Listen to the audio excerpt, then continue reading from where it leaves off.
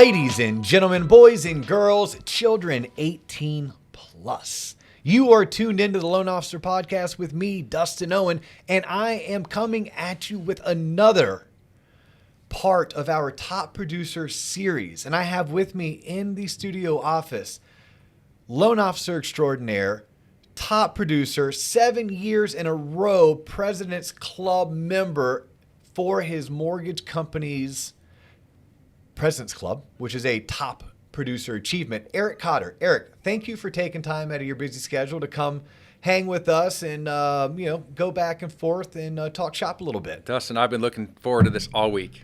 It's no time out of my schedule to come and be with you on this type of a podcast. What an incredible experience. I'm looking forward to it, man. Wow. This should be a fun day. I've never done this before, and I'm excited. I hear all about Joe Rogan, and now I'm hearing about you. So yeah, there you go. Yep. First, I got to get in on this. I got to get on this Spotify IPO thing. Yeah. First it was Rogan, then it was Dio, in that order. Yeah. Hey, the rest of you guys and girls out there, you don't mean a thing. It's either Rogan or Dio, at least according to Eric Cotter. I cleared my schedule, my friend. I definitely appreciate it. So, Eric, you and I have known each other for the past 9 years? 9 years. 9 years, going on 10 years. We have the luxury of working together. So, like a previous guest we had, I was happy to know that I had a top producer that was literally about a 20-second walk down the office, which makes it convenient because we're still operating in a little bit of a COVID-type world. So, sure. Getting people into the home office in order to sit down in the studio and to rap back and forth and to share secrets and motivations isn't the easiest. But it's convenient when there's someone like yourself just down the hall and I can say, hey, Eric, I need a favor. Can you come some time? And like you said, you've been looking forward to it all week. So here we go. Well, hold on one second. Yes. What's COVID? What are you? Yeah. What are we talking about here? Yeah, COVID, SARS, Okay. the SARS epidemic. Yeah, it's kind of been a hot topic in our country and the world since about February or March. Okay. Here we are, July, August. And it's still going on. I'll have to turn on the news when I get home then. Yeah, you'll have to. You've had your face so buried in your keyboard and into all three of your monitors and into Encompass, originating loans, helping families achieve the dream of home ownership. You just haven't been able to check it out. No, some people had their work hours cut and were applying for forbearance on their mortgages, but I didn't know what they were talking about. So. Oh, well, there you go. Well, yes. Not time for this show, but maybe when we turn off the cameras and we cut off the mics, we can kind of rap a little bit about COVID, the coronavirus, and what's been happening. Fair enough. But what I want to do today is I want to exploit your heart and soul. Okay. And I say that because you're a top producer, and you've been actually a part of so many top producer panels in your career because you are an expert at what you do, and you operate at a high level, a level that puts you in the top 1% of all loan originators nationwide. But it hasn't always been that way, and I would like to believe that as a business professional, regardless if it was mortgage or anything else, some of the characteristics or qualities that you bring to the table day in, day out, you are going to be successful in just about anything that you did in life. I want to tap into that a little bit. I want to, for the benefit of the audience, I want to dive deep, less into what helped Eric Cotter become a great mortgage professional, but more into what has helped Eric Cotter become a great business professional. Okay. Now, along the way, I'm sure we're going to touch on some tips and tricks or suggestions for other mortgage professionals that are more tactical that you have honed along the way and helped you achieve your goals. But if I looked at your career and I wanted to paint a picture for the audience, you entered the mortgage business about 2000, right? Year 2000. You were in the subprime arena for a bit until the subprime arena went away, which allowed you to ride one high up and then had a crash coming down. Correct. You got to ride a refi wave, probably 03, 04. You saw a big surge in business, and then you kind of saw the business dissipate. Exactly. Then you rode the wave of, I call it easy documentation financing, where you could do $1 million loan as long as the person had a 700 credit score and a pulse. And along the way, you achieved a lot of financial success, and then you saw it evaporate. And you achieved financial success and watched it evaporate. But about 7 years ago, you turned this corner that is just amazing to see for any business professional, where you somehow figured out how to get rid of those ebbs and flows. And your trajectory has been one in which it's a steady climb. Looking back 7, 8, maybe even as long as 9 years ago, what would you attribute a change? It could be a change in business philosophy, a change in mentality, or a change in approach that allowed you to get away from those roller coaster years, or what ended up being almost decade, and into the current decade that you've been on, which has been a solid upward trajectory. Okay.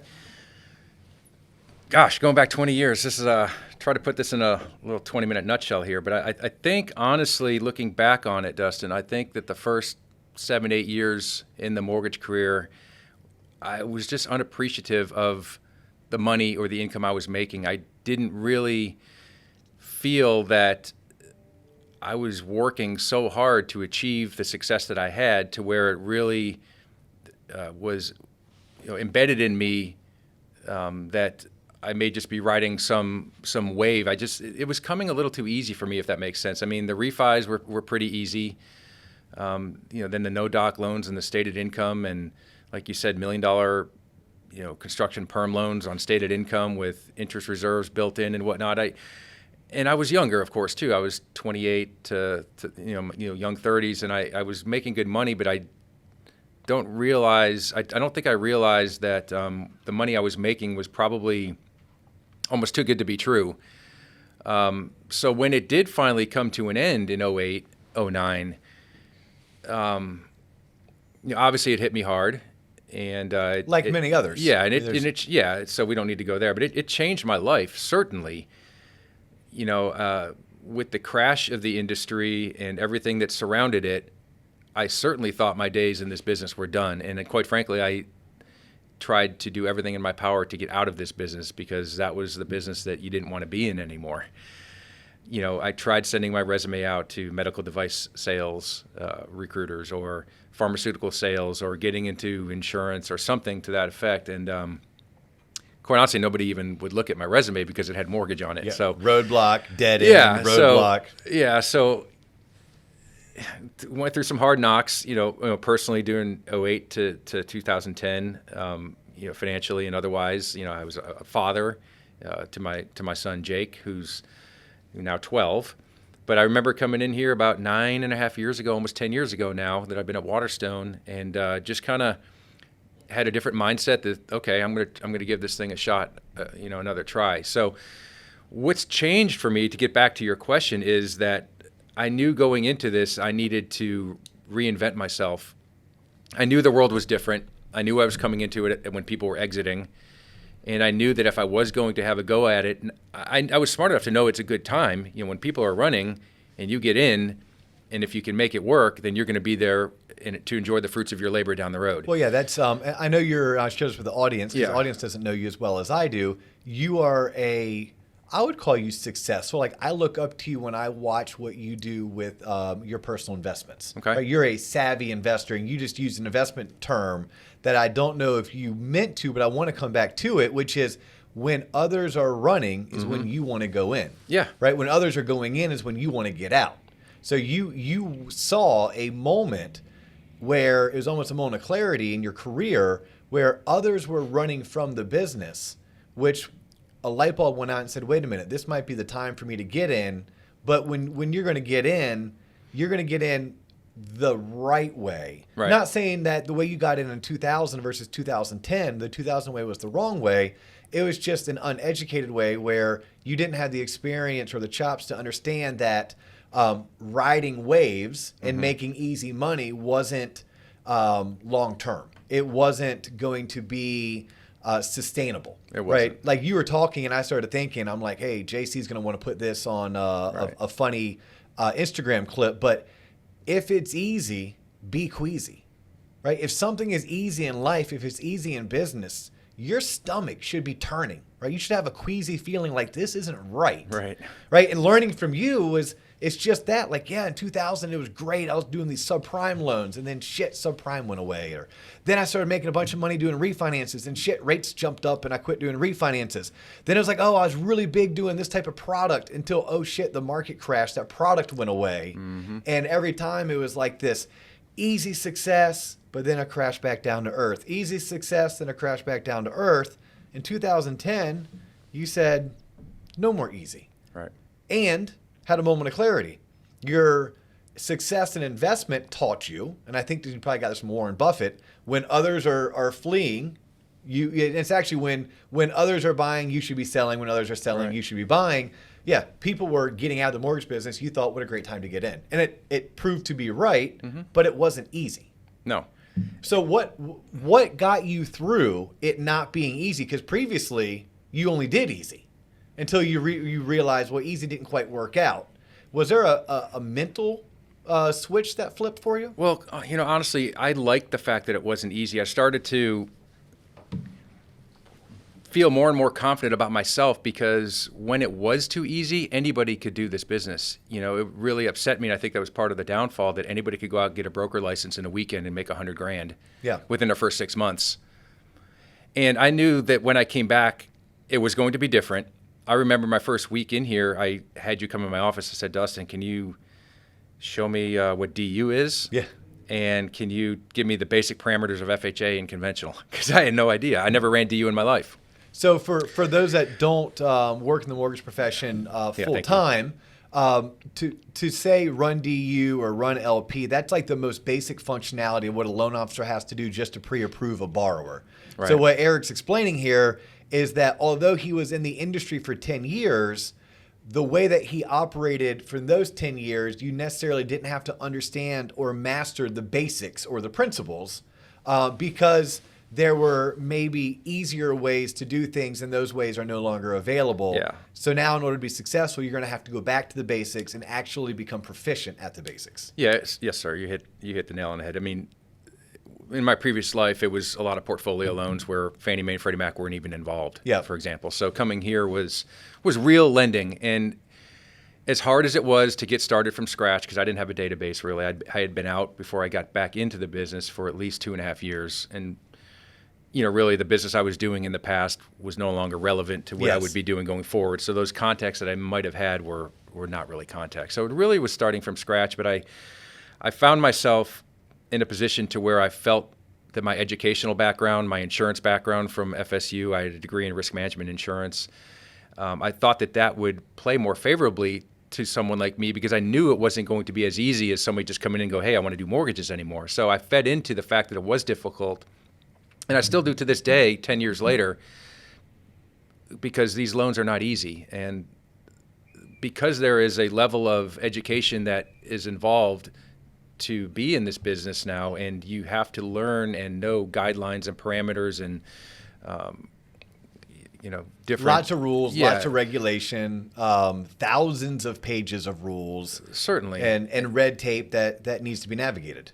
Yeah, and in particular, my book of business, which is another perhaps topic, but the bottom. Let's real quick. But the bottom line is it's not easy. So I thrive on the fact that I know that I can do this business very well, and it's not for the masses anymore. It's more difficult. It's challenging, and it takes effort and education, and guidance and persistence, and belief and confidence in yourself to do it. It really does. And if you don't have that, you're not going to succeed. Yeah, so you were a competitive swimmer your whole life, earned a athletic scholarship to Florida State to swim. Right. You still today swim competitively, correct? Yes. I keep on trying to ask Eric to get in the pool with me and teach me how to swim. He won't until I reach a certain level. He tells me I need to be able to swim a mile on my own in open water. Then he'll be willing to teach me everything he knows. So I'm not quite there yet, but I'm going to get there one day, and you're going to take me to Lucky's Lake, and then you're going to teach me everything that you know. But out of curiosity, looking back, I mean, so many people would have looked at, oh my gosh, I don't know what I'm doing, even though I have 10 years experience, and I have to memorize these guidelines, and I have to rebuild, and I have to go out there and network. Why did you make it and so many others aren't able to? Like, what is it about Eric Cotter that allowed you to not give up? Well, not to be cliche, but I do think a lot of it has to do with what I went through in 08, 09, 2010, like a lot of people. And you can imagine the financial hardships, being at rock bottom without getting into detail, then just imagine it being there. And I didn't have a choice. I'm a father now, and I knew I had to be driven in order to make this work. Yeah, is that Mamba mentality. Yeah, and I was ready for the next chapter of my life, and I just was not going to fail. And I still, to this day, I carry that to me with this. I carry that with me to this day. So interesting. I'm asking this question because it came up on the last series we did where we interviewed a top producer. Mm-hmm. Do you think that you're more afraid of failure and you're driven by that fear of failure, or are you so driven for success that you're driven by success? It's off the top of my head, I'd say 50-50. Okay, I think it's an equal play. Yeah, I don't think there's a failure. I think it's probably less failure at this point. Okay. Because I think that I have succeeded beyond what I ever thought would happen in this business. But now I know that this, the world is still my oyster. In this business, I could still make it what I want. I could still grow if I want to. So I don't think that there's a way I could call myself a failure, even though I know that if I drop my business by 50%, I would be upset with myself and then start to get worried. But I think historically, over the last 10 years that I've almost been here, I can't see how it would be considered a failure, even if I have some downturn. So at this point, I'm driven by success and just to finish out my career, the next 5 or 6 years, whatever it's going to be, on a good note. And So- that's what drives me now. How about this in your early years, looking back, and your early years can be just 10 years ago, right? Because I love studying your career. And I love teaching your career to others because there really are like two chapters. There's Old Testament, there's New Testament, right? Old Testament and there's many originators and many salespeople, right? There's many professionals, regardless of which industry they work, that tend to chase versus build. Okay. Right. So for you, and your career path has been mortgage, right? But your career path could have been insurance. It could have been real estate investment. It could have been law, right? There's so many things you could have done that were outside of mortgage. You just took your talents to the mortgage arena. Right. But New Testament, Old Testament. Old Testament was the guy who chased opportunities based on which way the wind blew. And then there's New Testament is the guy that came in and said, okay, what is the route that's going to allow me to be successful for the longest period of time and to be the least disruptive, even if it's going to be the longest to build, right? Because it requires a foundation. So when I ask this question, you can either go back 20 years to like the Eric Cotter in 2000, or you can do the Eric Cotter in 2010. But if you had a chance to sit yourself down and give yourself one or two just words of wisdom based on your experience, what would you pass down to yourself?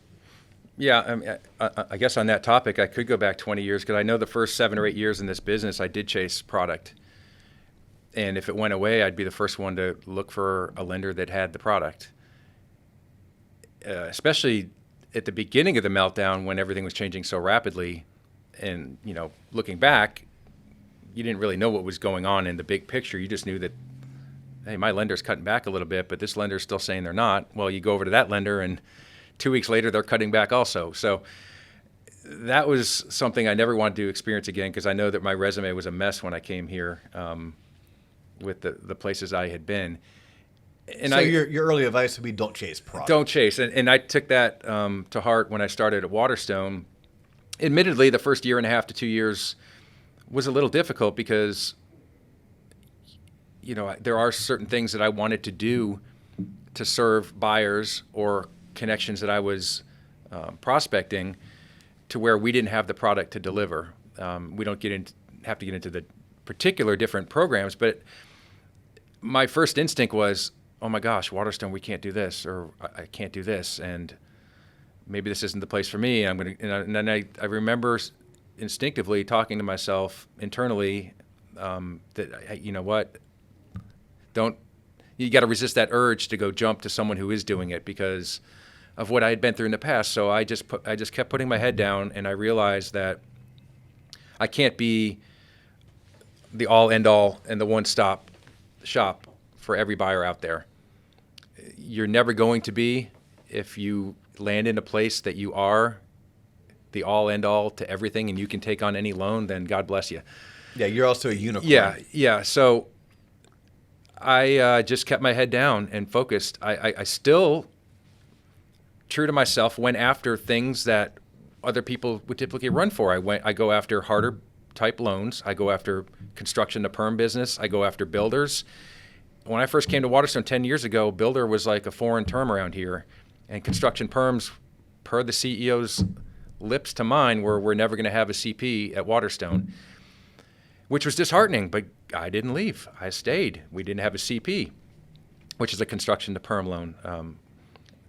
It's a type, I know I'm abbreviating now. But. It's a type of product that allows someone to build their own home. Right, from the ground up. From the ground up versus buying a home that's already built. Yeah, so I guess getting back to that, there were things I couldn't do here that I wanted to do, and I still stayed focused. I went after hard loans with builders, new construction, which was still kind of new around here 9 years ago. I mean, it just was.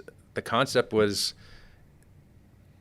a little bit different, because it took a little bit of effort from corporate and ops and closing department to get on board with, the delivery and the process of new construction. It's a little bit of a different animal. So anyways, the point is, I've always run to more difficult challenges to where other folks, maybe it wasn't as crowded because I knew it was difficult, and it wasn't as crowded for that reason. And I have found all my success in that niche. Yeah, no, it's all turn downs. It's all builder business. It's all construction to perms. It's all everything. I didn't want to go into Winter Park where everybody was going after conventional loans and FHA loans, and I built my entire career about not doing that. Yeah, no, I was gonna circle back and reiterate. You early on in your career made a conscious decision that you were going to be smarter, you're going to be more researched, you're going to be better read than the average loan originator. You were going to outthink them, right? And it's as we were talking about on a previous episode where, talent can only get you so far. Mm-hmm. At some point, you have to outwork, you have to out-hustle. And for some people, outwork, out-hustle means if the average loan originator needs to make 10 sales calls to build one relationship to get one referral, then I'm going to do 100. Mm-hmm. And that's one way. Your way wasn't necessarily that. It was more of if the average loan originator gives up after 5 minutes, I'm not going to give up until after 30 minutes. I'm going to flip every rock. Mm-hmm. I'm going to cut down every tree that I need to find that guideline that allows me to do what someone, including my underwriter, right, says I can't do. Right. And that is, to me, anyone listening and hearing your story, or, I had the luxury of knowing you as a friend, as a colleague. So, I can tell your story. And by the way, I tell it all the time to people because it's very impressive that was your niche. You found that although early on in your career, the Old Testament, the first edition, you were niching it, mm-hmm. But you're still niching it, but you found a niche that won't go away, right? You found your niche is just being smarter. It's being better researched. It's being more well-read. When I hear you talk about structuring a loan to qualify versus the average loan officer, it's the difference between sitting down with a brain surgeon and having a conversation versus sitting down with maybe a doctor who's a general practitioner. Right. Right? Because you don't go to your brain surgeon for your annual physical, just like you don't go to your general practitioner for brain surgery. You are the brain surgeon who happens to also be able to do annual physicals. Yeah, right? And that served you well. Yeah, it's kind of funny.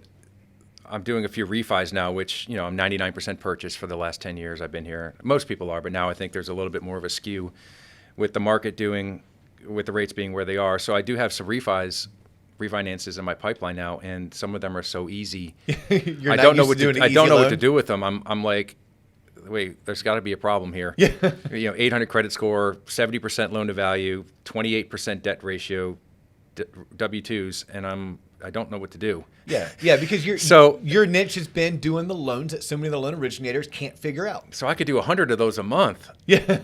I mean, now I see how people can do some numbers, because if you are in that game, and God bless you, I do wish I would have that. That would be nice, but that hasn't been my mantra or my go-to. But it's just kind of funny. I've got these few loans in there now, like 4 or 5, that are so easy. I don't even have to. It's just don't even have to touch them. And it's compared to what I normally do. I do some very, very difficult loans. But they take a lot of, and it challenges me. Yeah. Well, so let me ask you that, because from a listener taking notes right now, right, and you want to study the success of Eric Cotter. I mean, Eric Cotter's he's the top 1% in his industry in terms of production. He's top 1% in the income that he earns. Right. He's one of few people that I personally know that has no mortgage because he paid it off. Right. These are awesome feats and goals that he's been able to accomplish because of his mindset, because of his drive, because of his work ethic, et cetera, et cetera. He's not just a lucky, good-looking guy. There's also substance behind it. But shit, I forgot where I was going with this. What'd you say before I started giving you all the compliments for being awesome? You were talking about that I pride myself on structuring difficult deals and using education, because you can do a lot of loans that are fairly simple and not need to know too much about in-depth guidelines, but easier said than done. 90% of the business is not like that. And I guess mine in particular, because of the niche that I've gone after, it really has challenged me, and instinctively has forced me to learn how to do this business. Whereas if they were all cookie cutter loans, I wouldn't know half the things that I know about this business now. I've learned a lot. When calls come in based on the hundreds and hundreds of deals that I've done that have been declined by other lenders, yet I'm still able to do them in Fannie Mae or Freddie Mac conventional. Meaning conventional or they FHA. meet guidelines. Just your average originator doesn't know the guidelines the way that you do. Yeah, we dive deep. Yeah. Ben Davis, God bless him, and me, and we go deep. We find a way to yes. I feel that I'm pretty well versed in structuring very difficult deals, and that's it's worked for me. So that was the point I was trying to make, is that a lesson that the viewers or the listeners can take from this is that regardless of your profession, what has worked for you is you ran towards what so many others were running from. Right? We talked about it early on in this episode, talking about you ran towards the mortgage business when you saw others were getting away from it. But then once you restarted your career, you started looking at the loans that were being turned down. Mm-hmm. And you wanted to run towards those. Other people were saying, no, I don't want to touch that. That seems too hard. I don't think that can be done. Right. And you said, let me find a way to yes. Let me take a second look. I'm not promising anything, but where someone else might have spent 5 minutes, I'll spend 30 minutes. Yeah. And you did that repeatedly, day in, day out. And as you did it, you became smarter, wiser, more researched, more experienced, to where it became easier for you. Right. Right. And you built a career where you went from 0 in production to 8 million to 16 million to 20 million to 24 million to 30 million. Right. The sky's the limit. You're just scratching the surface of your career. You're at a point right now where you can take it any direction you want to go. Right. You said it earlier. You may in 5 years decide, I want to take my production in half because I want to semi-retire. But the next 2 or 3 years, you may say, you know what, I want to double my production. Let me ask you that. What makes someone like you who has achieved so much success, especially over the past 10 years, want more? Like what is it that motivates you today?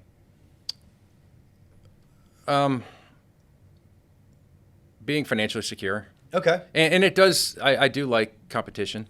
Okay. There's a couple of folks ahead of me now that I don't like. I like them as people. You like them people, but you don't like them yeah. ahead of You know what I mean? So, I am competitive. Not to a point where, I don't need, a 10-person team and you're not pushing your 12-year-old son over so you can dunk over him. So you no, can I mean, first is health and family. Yeah. My son, my wife, my family, and health and fitness. And in conjunction with that, of course, is success. And I guess you just never know when it'll end. So I want to do and work as hard as I can while I can. You never know when a stroke of bad luck will come your way, whether it's health-related or an accident or something. So I do want to work hard while I'm able. Yeah, you're trying to make hay while the sun shines.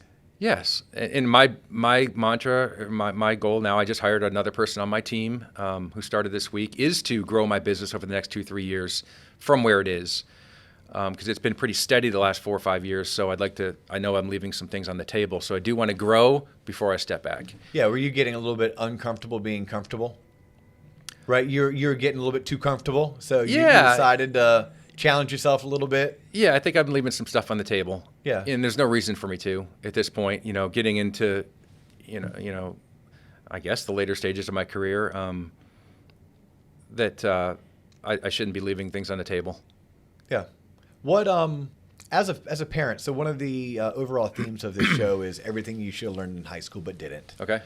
Thinking back, whether it's yourself, a senior at Lake Howell High School, a senior at Florida State University, like what are some things that you wish were taught to you at a younger age about life, about business, that just for whatever reason weren't, but you feel like if they were, it would have given you a competitive leg up on your peers? The first thing that comes to my mind, I think, is just it's never too early to start your career. I don't think I was ready in my 20s to do anything. Okay. I just wasn't. Yeah. Or focused, or I just thought, okay, well, that's for people that are older than me. I don't need to buckle down that much yet. And granted, I had a good time in my 20s, but I think that if I would have focused more maybe in my 30s, or was more appreciative of, even though it was the wild, wild west with mortgages, just have been more appreciative of the income I was making rather than... You could kind of taking a laissez-faire attitude towards it, where it was great, and whether it lasted one more year or But it was too good to be true. Yeah. Well, how about this one? I could have buckled down a little sooner in life, I think, but I don't think I would change anything. Yeah. How about this as a parent? What are you teaching to your son? Either because it was taught to you and you find that lesson so valuable you want to make sure you pass it along, or something you teach to your son because it wasn't taught to you, and it maybe wasn't taught to you not out of neglect, but just because it wasn't either around or it wasn't a part of your parents' parenting style or what they were exposed to. What are some things that you're teaching him that you're proud of and you want others to emulate?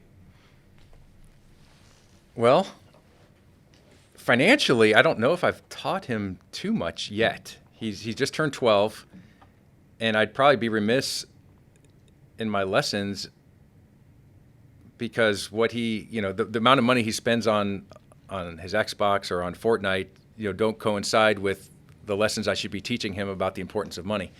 Okay. Because I think he gets too many gift cards to buy new skins and buy Fortnite and this and that. But I think they buy advantages. But kids buy advantages. But generally speaking, he understands the importance of finances. He understands that his father went through a difficult time. So you shared that with him. Yeah, I love that. He does. That. Not to scare him, but he knows that I went through some difficult times, and how proud I am, I guess, of myself when I come home, that I can share with him that everything's good.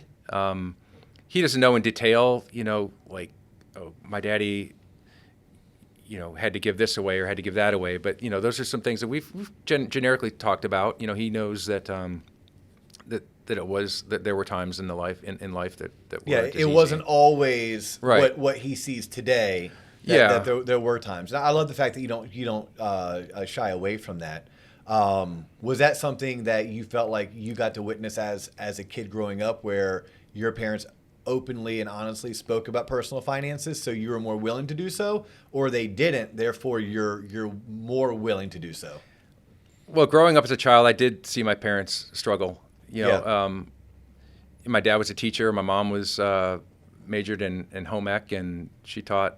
So they're both, teachers, and they went through some challenging times too.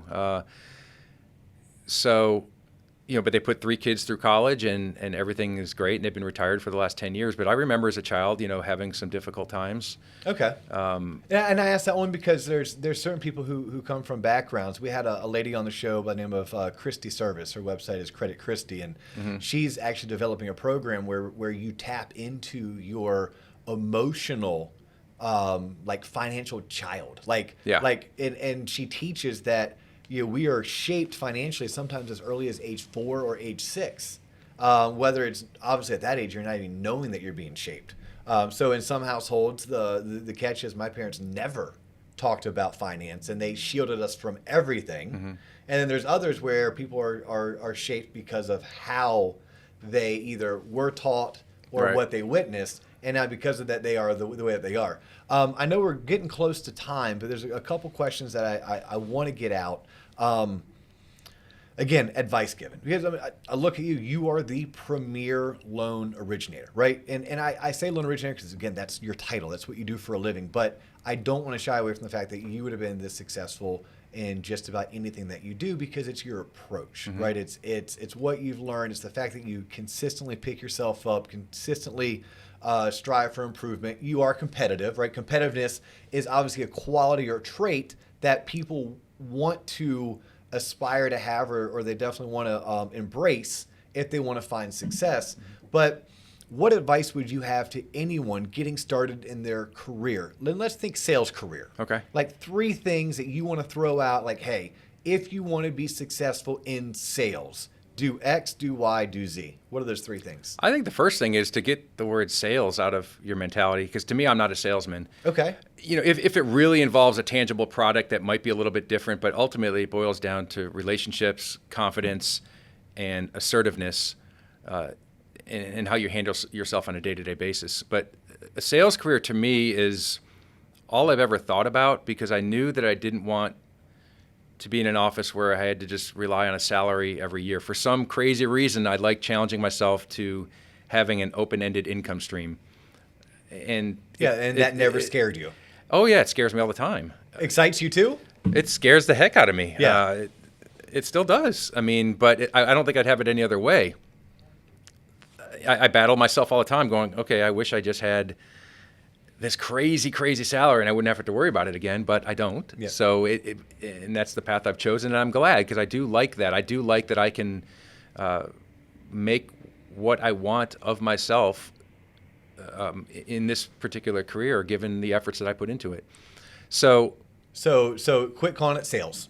Yeah, because people get scared. Most people are not natural-born salesperson. I don't know too many. You might be. Dustin probably is. No, you know what? I'm an educator. Like I've said my whole life, if you could pay me what I make as a top producing loan mm-hmm. officer to go teach high school, I would. Right. If I won the lottery, I would go teach high school. I love to teach. And that allowed me to pick up the phone and go out and network and market myself.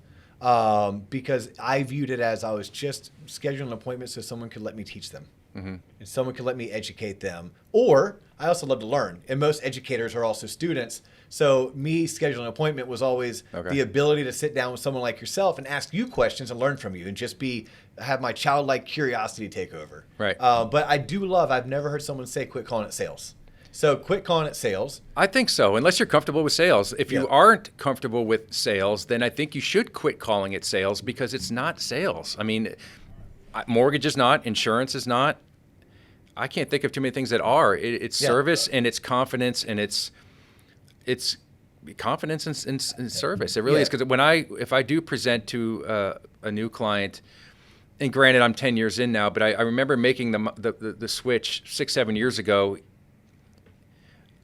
Before I have accumulated the knowledge that I even have now, because it does grow every day, but just to go in there knowing that nobody else is going to be servicing them better than you can, or qualifying their buyers better than you can, or providing the service that whatever your industry provides can do better than you can. And I just went in there and started with that mindset, because you're not going to get everybody, but the people that are going to want to work with you are going to see that, and it exudes. When you exude confidence and you can deliver that and convey that message, it's going to go far. Yeah, that confidence leads me to this follow-up question. Have you ever found a time that you weren't confident? Talking in front of big groups of people. Okay. I'm not good at it. Small groups, on the spot, I think I'm pretty good. But if I had to plan for something for 3 days and get up in front of a panel, I think I'm okay with that now, but I guess that comes from, I'm not a good public speaker. Okay, but what if someone someone says to you, but Eric, gosh, I'm just not confident. Like you're telling me I need to give great service, I need to be confident. Have you ever struggled with confidence? And maybe the answer is no, really haven't struggled with it. Or yes, and I've used this technique to at least pull the little bit of confidence I do have that's buried down out and amplify it so that I could achieve the task ahead. Well, I think my way around lack of self-confidence, which is cold calling, I guess, cold calling to create a new relationship or to present a service that you would like for them to consider, that has always been a challenge for me, and I don't think it's not a challenge for anyone. I don't know anyone who loves to cold call. So my day-to-day activity has, for the last 8-9 years, has not involved any cold calling. Rather, it is more of a warm call based on affiliated partners on a transaction that I might have closed the week prior, whether it's the buyer's agent that's attached to the listing or vice versa, or a friend of the buyer that could recommend a past client, or whatever the case may be. But I think, number one, don't think of it as sales. Think of it as relationship building and confidence in your ability to deliver them a service that is going to help them in their lives, whether it's insurance or financial or a mortgage or otherwise. And then number two, picking up the phone and calling 100 people that you've never talked to before is a challenge. And you have to probably start that way if you're brand spanking new, but anything you can do to get around that by building off of your current network or center of influence has been a way for me not to have to go that route any longer. Awesome. So as we wrap up, one, thank you so much for taking the time to come down here and pull yourself away from your desk and your busy origination pipeline. Why should someone choose Eric Cotter to walk them through their financing of their home purchase or the refinancing of their current home loan? Well, I would be honored if they did. I can ensure that in this particular process and under the operations that we have here at Waterstone, the process will be as seamless and as professional as you can expect. On a personal level, I can tell you that my commitment is to provide you and your family all of the information that you need to make the best financial decisions possible. In this particular case would be which type of loan do you want? How much money should you put down? Am I better off leaving it in an investment that's earning more money than by putting a larger down payment down in a house? So a full consultation comes with any transaction that's done, and I can certainly tell you that it's paid dividends for me in the people that I've worked with throughout my years at Waterstone, that they find that very appreciative and enjoy that part of the process. But we can certainly ensure you that if we pre-approve your loan up front and we've done our due diligence up front, that you will get to the closing table and to the closing table on time. Awesome. If they want to get a hold of you, how do they get a hold of you? 407-645-6320, or you can visit my website, which is my name, ericcottermortgage.com. And that is Cotter with 2 T's, and mortgage has a T. So ERICCOTTERMOT. No. MORTGAGE. Oh, gosh. Boy. Look at that. ericcottermortgage.com. ericcottermortgage.com. ERICCOTTERMORTGAGE.com. There you go. It is a mouthful. We've been in front of this mic and in front of that camera for a little bit too long. I appreciate the hell out of you, brother. Thank you so much for coming on the show and sharing your experiences and your story. He's Eric Cotter. I'm Dustin Owen. This is the Loan Officer Podcast, and we're out. Thank you.